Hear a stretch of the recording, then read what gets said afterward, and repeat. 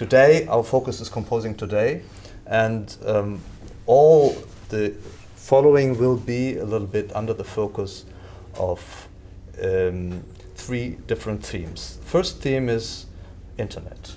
How is the impact of the internet for a composer today? The second is how to find your own style. And the third is something we heard also in the words of Mr. Kempfer.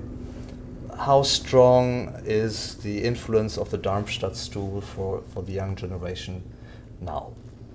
Let's start with the internet. The famous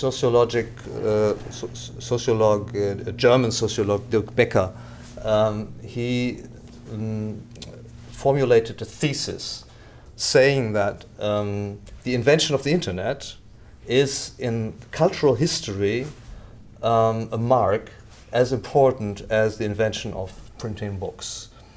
We shall see in 100 years if that is true, but I think there's a lot of possibility that this thesis might be very, very true. It is a deep change of parameters in communication, and this was also the case for the invention of book printing, and now we have communication worldwide. Maybe you can just tell us how you're just already the generation of the internet composers, let's say, how your first your creative contact with the internet as a composer started. Well, I think it started. First of all, hello everybody. Thanks for having me here. I think it started like with probably many of you to make. I decided to make a homepage. A place where there would be a list of my works and people could read my bio, and a very practical. So when did you create your first own homepage? Gosh, it must have been mid-90s. Mm-hmm. You programmed that yourself, certainly? Yes, I did, yes. Not anymore, but back then it was quite simple.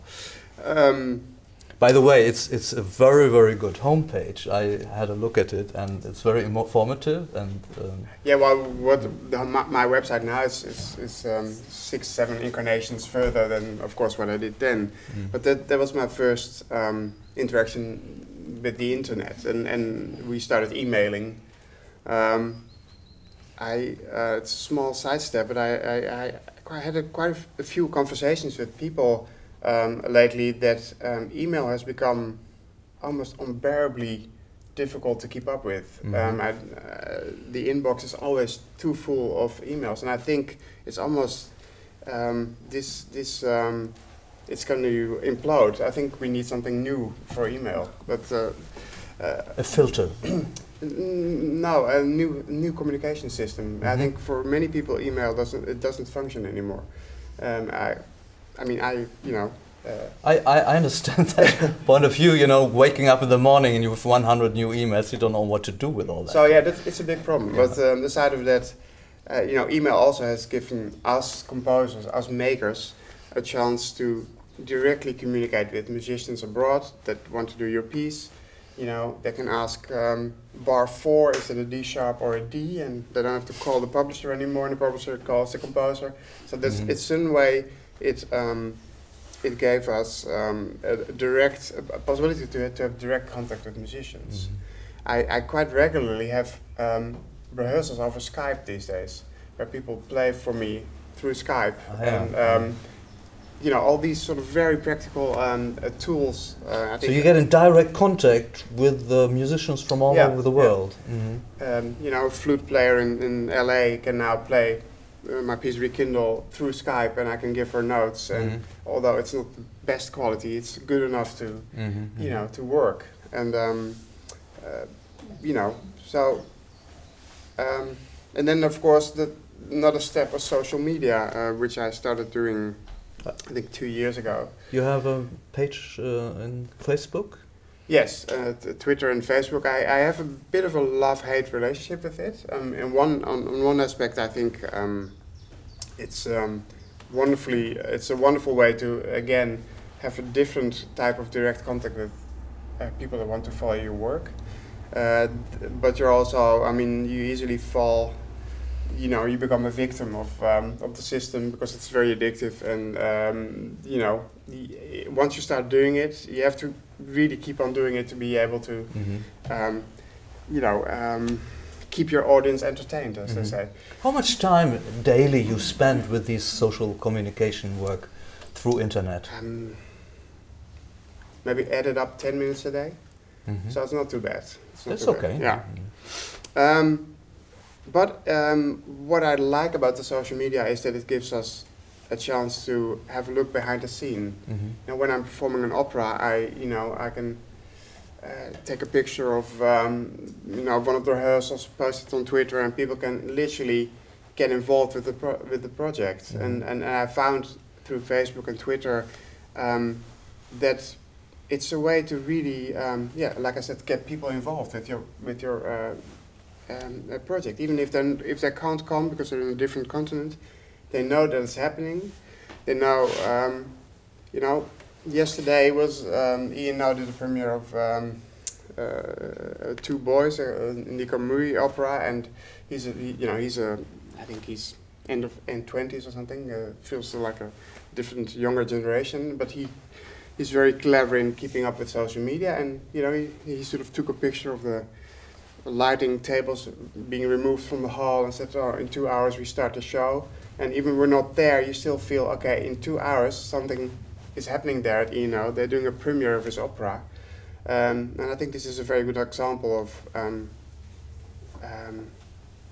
you know, telling people that there's still a profession that is called composing, that we're still alive, that we still exist in the society, and and to show a little bit of what we do, you know.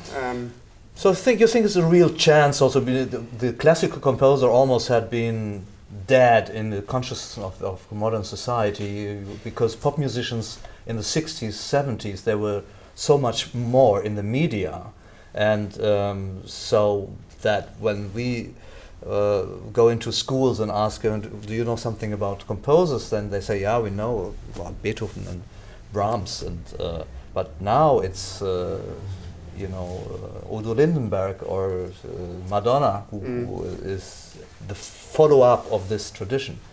So they very often don't see that the traditional tradition of classical music is also having his modernized form.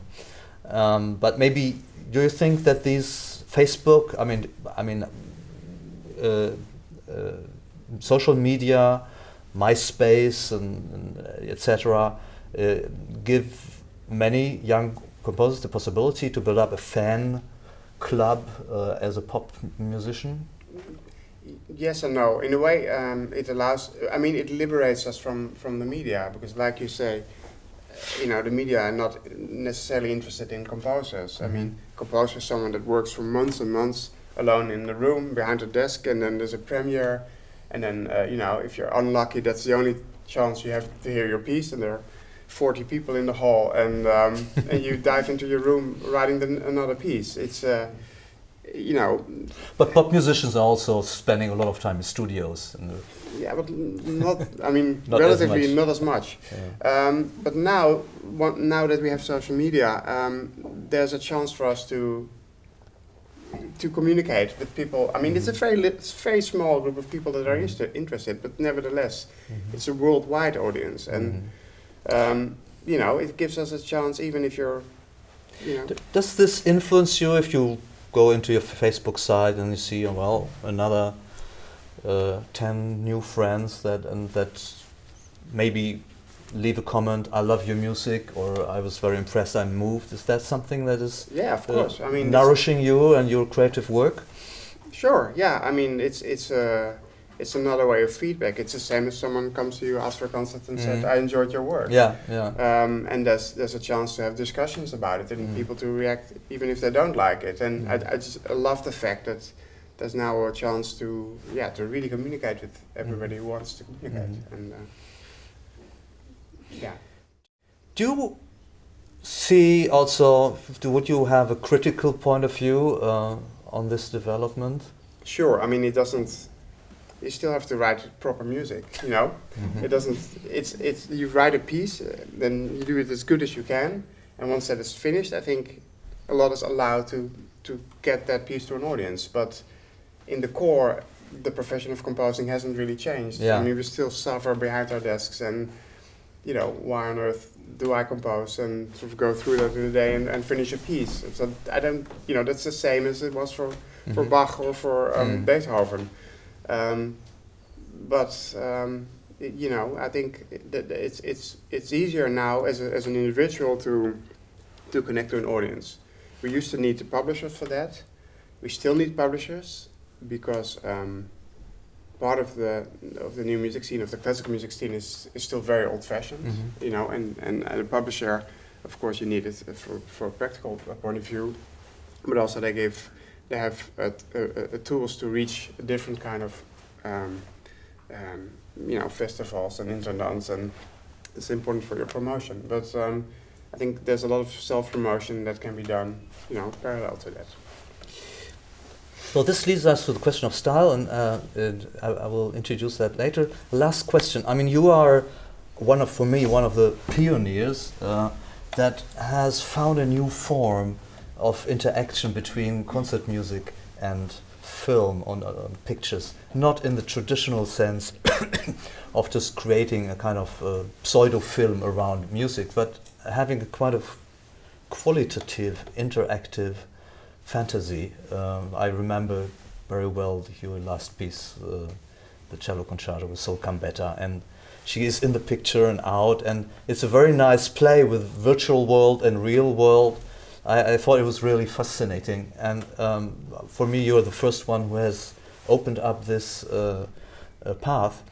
Do you think, let's speak about YouTube, that composers in the future will write pieces specially for YouTube, mixing this kind of experience with filming and music?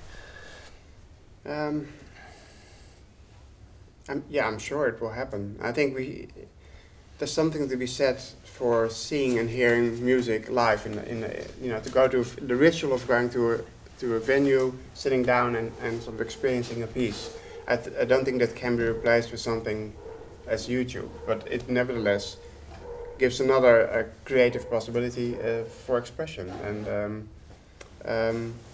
you know, if only you now can put trailers of your operas online, you know, weeks before the premiere, and do promotion, because I think it's very useful as an extra tool, as an extension of the piece itself in a venue, in a concert hall. But I'm not sure if it's going to be a replacement of it. So you still feel like a traditional composer in the tradition of Bach? You just mentioned, we had this chat, that Bach is still for you a real point of a marking point for your work. But you're so interested in pictures, and you use pictures, and you've been even studying film, so you're really professional in that sense. It's not on the amateur level that you use these features. What fascinates you, I mean, about the world of pictures, if you feel as an absolute musician? Well, I first and foremost see myself as a composer, so my ideas start with always with music. But I found that I couldn't say anything you know, I had some ideas that I couldn't just put into music anymore, and so I went looking for a way to stretch my vocabulary and use staging and in the end use film and stage my own opera. So, but it's an extension for you, an extension of musical thinking. Yeah. And not every subject demands, you know, 5 projection screens and electronics. I mean, some ideas you can do. I need to do with the violin and the cassette player, or the violin alone. So it really depends on the idea, and I think that's a very important starting point for me. First, there's an idea, and then the next step is, what do I need to get this idea across to an audience? Do I need a string quartet, or do I need 3D film and an orchestra? Ah, okay. So maybe we just go over to the second theme. finding your style. It was, I mean, speaking about traditional composing, I think from my point of view, all great composers have a very individual style, or almost all great artists that you recognize almost immediately. I mean, how many bars you need of Debussy or Stravinsky or Bartók. Of course, there are brothers and sisters in composing, so Ravel, Debussy are very close, and there are some features between late Haydn, early Mozart, of course, that can be. But there's special works like Beethoven, late sonatas. You just need to listen to 10 bars and you know it's Beethoven. Do you think, when I'm now in festivals for new music, I think the notion of style is much less evident. I think there's many composers which I could recognize blindly, immediately after a couple of bars. Others would be difficult for me. I think the first time I heard your music in a festival a Holland festival, that was at the 70th birthday of Theo Levendi. There was a string orchestra piece played by the Amsterdam Sinfonietta. I felt immediately that you had your own style. I have to say that. It was just, I don't know, cannot explain the why, but do you have a feeling that you have an own style, and can you talk about that? Well, it's not something I very rationally developed or anything like that. I mean, it's really as simple as the fact that I write what I would like to hear myself in the concert hall, and nothing more, nothing less. And of course, there are certain red lines in my work: the use of electronics, the use of film, and I guess there's a residue of all the music and all the art I like also in there. So it's certainly something that is colored by that. But I'd never really sat down and think, okay, what can I do that I can distinguish myself from the rest of the world? No. So it's, I think, well, thank you that you think I have, because I think it is important to have your own style, or at least have something that is recognized. There's also a risk there, I think, because I think one has to be very careful that there's always a certain percentage of adventure in every new work. And if you look at Stravinsky, starting to do 12-tone music on very old age, and I can only hope for that kind of openness. I think that's an example for all of us, to be able to always keep an open mind to change and to let yourself be influenced, even though you know that some of your older pieces were successful. It's very tempting to just repeat that and lean back and enjoy it. I think I always feel one needs to go a few steps further and sort of stretch that again. But I know that every composer has this point where, I mean, he goes to a conservatory and he composes something, and he has models which he starts with, and you can see that in the early Beethoven and any composer, also in the classical. And there's sometimes happens. And could you tell us when you had the feeling that you were coming over this stage of just amalgamating influences and writing your own, what you call the music that you would like to hear? I was already quite a little bit older when I started studying composition, and maybe that's... Yeah, you first became a sound engineer. Yes, so I specialized in new music. So I recorded a lot of new music for a lot of Dutch ensembles. And reading scores and listening, so I think that was really my very important study, and I think therefore I was already quite stubborn, as my teachers like to remind me when I walked into the room and started studying with them. So maybe that helped me to a certain extent to find my style. But back then, I'm sure there's a Dutch aspect to my music, I think, in terms of being very probably very clear and in its message, and like the Vermeer paintings. Mm-hmm. It's a blue sky, and you see what it is. Mm-hmm. Certain clarity, which I like. On the other hand, I was one of my big idols was Ligeti when I was studying composition, and I'm sure there's aspects of that as well, in terms of sound and maybe not always in the instrumentation, but certainly in the use of electronics. But there's also Bach and Radiohead, so it's I like to think it's sort of there's this wonderful series on the internet, Does It Blend? There's a guy with sunglasses who, if there's a new iPhone out, he puts it into a shredder and they say, does it blend? And he shreds it up. And I think for me, all these aspects have gone into the shredder and sort of blended to some sticky black liquid that is my music. What's your experience with rock music? I think in the Netherlands, you're very open to crossover. Yeah, but I think it's there, but it's not there. It's not there in terms of beats or instrumentation. You didn't play in a rock band yourself. I did actually. I was when I was 16, 17. Yeah. I had my own bands and played electric guitar. I'm a guitar player,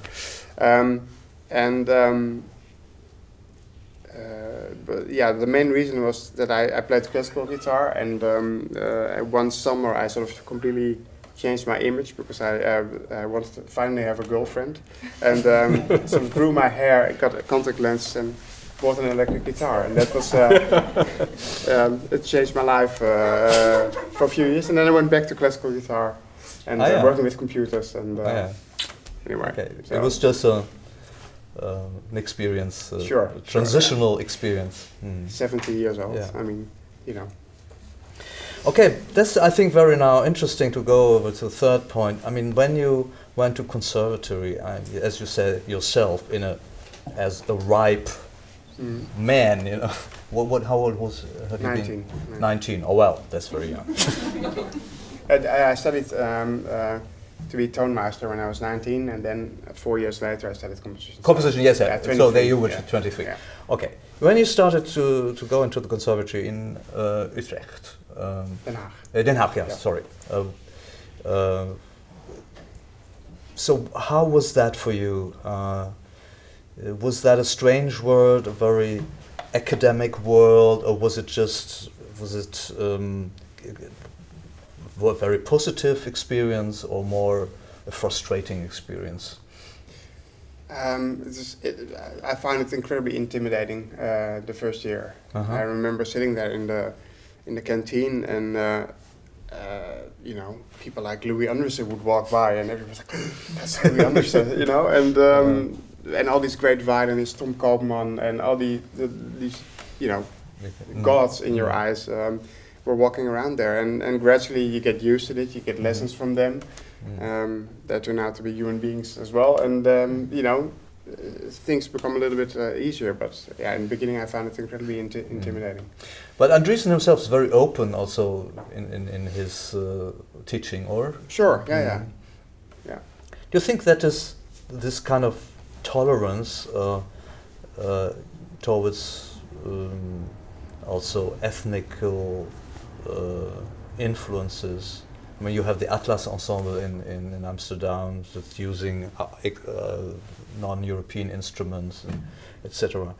And do you think that is a specialty of the Dutch new music scene? I think it's probably openness, and the openness, as you know, is a little bit on the debate right now in the Netherlands with the political climate that we're in, and with the art culture that we're under. It's very strange to have a Dutch festival here, and maybe it's our the preview of the future, because we in Holland, if things go as they are planned, a lot will be destroyed next week.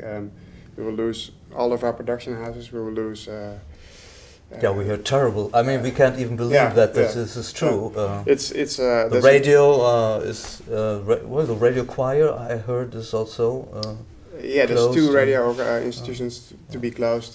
So it's something that I at least haven't experienced before in the Netherlands, and that's combined with a very sort of claustrophobic political right-wing climate. Almost. It's starting to isolate the Netherlands a little bit. So I think we need Germany as a refugee refugee house for the arts probably soon.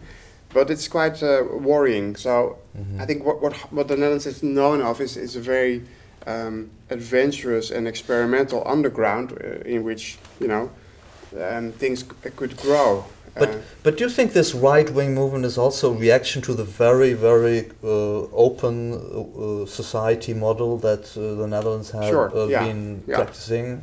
Finally there was a chance for sort of the more extreme right-wing voices to be heard. And one thing they love to do, I mean, it's very personal. It's a vendetta on what they see as left-wing elitist art.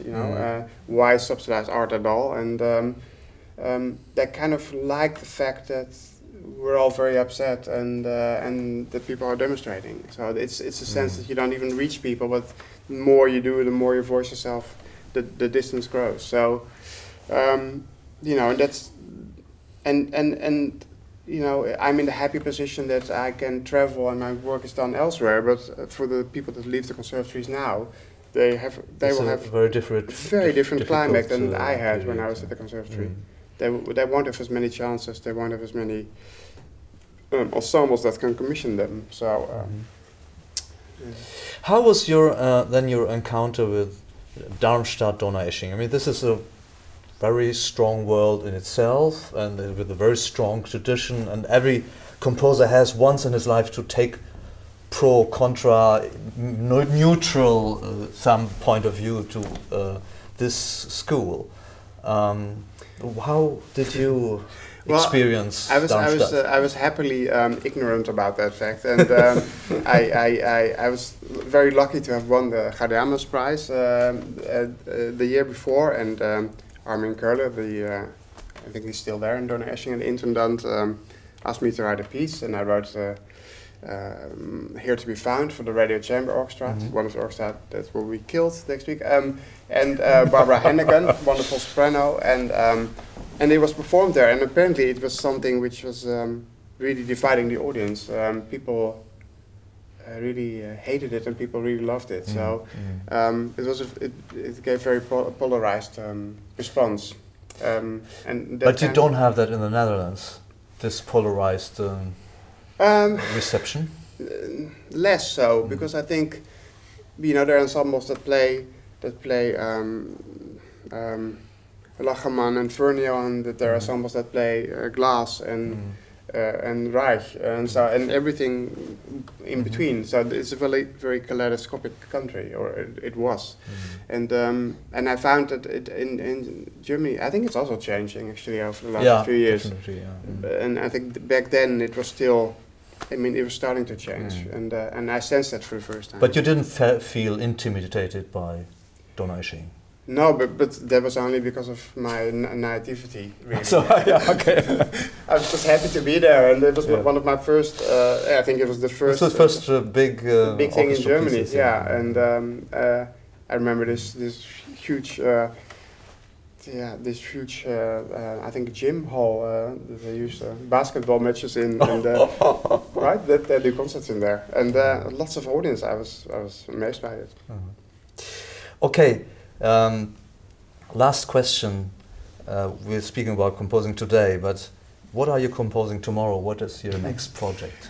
I'm actually doing an opera right now, sort of mid-sized opera for 3 singers, and I'm working with David Michel, who's an English novelist, wonderful novelist, and it looks like we'll be doing it at ENO in London and Holland Festival, and somewhere in the States, and hopefully also in Germany, but there's still some T's to be crossed. So that's my next thing. So that's a lot of work. Yes, it is. So, once more, thank you very much for coming here. Yeah. We're very, very grateful that you Thank you. took this Thanks for time, having and me. we Yeah. know to appreciate it. Thanks.